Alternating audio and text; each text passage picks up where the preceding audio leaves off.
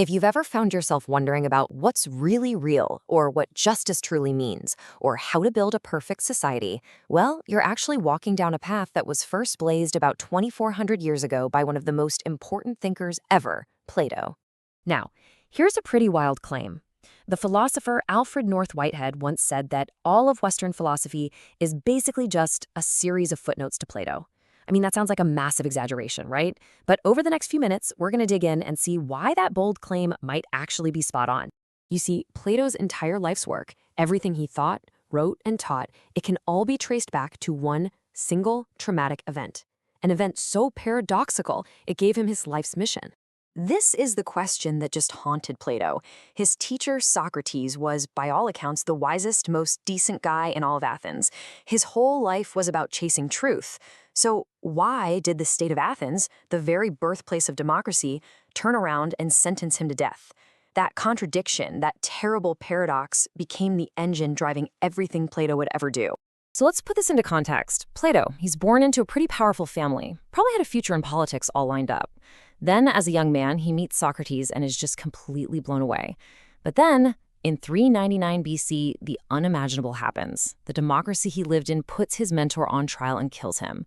For Plato, this wasn't just a personal tragedy. It was proof that society was fundamentally broken, that it was being run on popular opinion and mob rule, not on actual knowledge. So yeah, after that, a career in politics was off the table. I mean, if the world you can see and touch is that corrupt and that flawed, what do? Well, for Plato, the answer was to search for something more stable, something eternal, a true foundation for reality and justice itself. And that search led him to his absolute blockbuster idea, the theory of forms. Now, his central claim was totally radical. He said that the world we experience with our senses, it isn't the real world. Nope. It's just a shadow, a flawed copy. The true reality, he said, exists in a higher, non-physical dimension of perfect forms or ideas. So he basically split reality in two. On one side, you have the sensible world. That's the one we see, hear, and touch. It's filled with imperfect things that are always changing, always decaying. Plato called this the world of doxa, which is just a fancy word for opinion. But then, beyond that, there's the world of ideas, which you can only get to with your mind. That's where the perfect, timeless, unchanging blueprints for everything exist. The perfect idea of a circle, the perfect form of justice or beauty, and that is the realm of episteme, or what he called true knowledge. So how do you even begin to explain a concept that mind-bending? You don't just write a dry philosophical paper. You tell a story. And Plato told one of the most powerful stories ever imagined, the allegory of the cave, to help us all understand this journey from ignorance to true understanding. So imagine this. There are these prisoners, chained up in a cave since they were born. All they can see are shadows flickering on the wall in front of them. And they think that's reality. That's where we all start, in ignorance. But then one prisoner is set free. He's forced to turn around and see the fire that's making the shadows.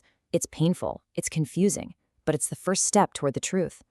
Then he's dragged completely out of the cave. The sunlight is blinding, but slowly his eyes adjust and he starts to see the real world for what it is, the world of forms.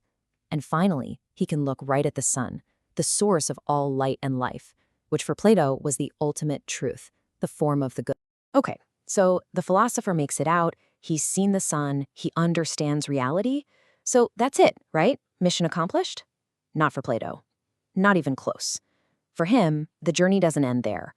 In fact, that's when the most important duty of all kicks in.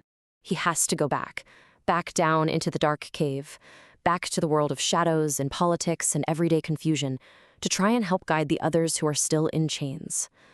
And this is the absolute core idea of his masterpiece, The Republic.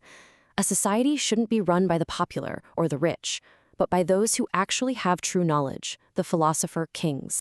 And what's fascinating is how he builds this ideal state. He basically sees it as a giant version of the individual human soul. He believed we all have three parts to our soul, and each one maps to a class in society.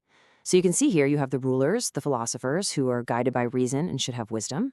Then you have the guardians, the soldiers, driven by spirit and courage. And finally, the producers, farmers, craftsmen, who are driven by their appetites and need temperance. For Plato, a just and healthy society is one where every part is doing its job, all in perfect harmony. So think about it. Plato starts out trying to solve a very specific crisis in his own time, the death of Socrates. And in the process, he ends up creating the foundational questions and the basic vocabulary for the next 2,500 years of Western civilization. And I mean, his ideas echoed everywhere. In religion, St. Augustine took Plato's world of forms and pretty much adapted it into the Christian idea of a divine heavenly realm. During the Renaissance, a huge revival of Platonism completely reshaped European art and culture. Fast forward to modern philosophy, and you've got thinkers like Immanuel Kant still wrestling with the distinction between the world we see and the world as it really is. Even in science and math, this idea that perfect abstract truths exist, that's a kind of Platonism that's still incredibly influential today. Which brings us right back to where we started. The safest general characterization of the European philosophical tradition is that it consists of a series of footnotes to Plato. After seeing how his ideas on reality, knowledge, and society have been argued over, built upon, and fought against for centuries, that quote starts to sound a lot less like an exaggeration and a lot more like a simple fact. So all this leaves us with one final and kind of unsettling question. Plato used his famous allegory to describe the Athens of his time. But what about our world today? What are the shadows flickering on our walls that we're all mistaking for reality? What if, in our own ways, we are all still living inside Plato's cave?